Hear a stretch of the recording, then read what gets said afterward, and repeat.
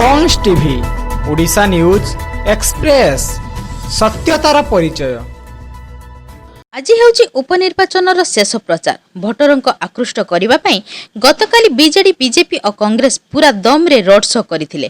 तिर्तोलले BJD सांसद राजश्री मल्लिक, विधायक प्रशांत मुदुली, पूर्वतन मंत्री संजय दास वर्मा प्रमुख विजय शंकर दास माराथन रोड शो करथिले। सेहीपरि बीजेपी प्रार्थी भुवनेश्वर सांसद अपराजिता षडंगी रोड शो करथिबा बेले कांग्रेस पूर्वतन मंत्री सुर राउत राय, पूर्वतन विधायक चिरंजीव विश्वाल, पूर्वतन सांसद रंजीव विश्वाल प्रमुख नेता बाइक रैली रे शामिल होइथिले। सेपटे बालेश्वर गतकाली बीजेपी प्रार्थी मानस दत्तक राष्ट्र उपाध्यक्ष बैजंत पंडा, केंद्र मंत्री प्रताप षडंगी, हेवीवेट नेता माने जोग देथिबा बेले मध्य महिला रैली करा जायथिला। सेपटे बीजेडी प्रार्थी स्वरूप दास रविंद्र जेना, सुभाषिनी जेना मध्य रैली रे बाहरी थिले। कांग्रेस मध्य बालेश्वर पछरे पड़ी नाही। कांग्रेस प्रार्थी ममता कुंडू घरे घरे बुली भोट भिक्षा करिसंती। मोटामोटी उपरे कहिबाकू गले गतकाली और आजी हाई वोल्टेज प्रचार चली।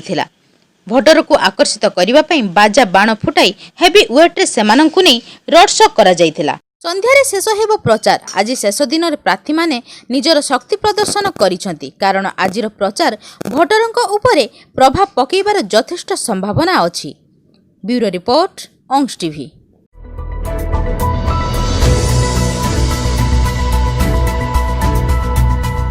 Ounce TV Odisha news express सत्यतार परिचय।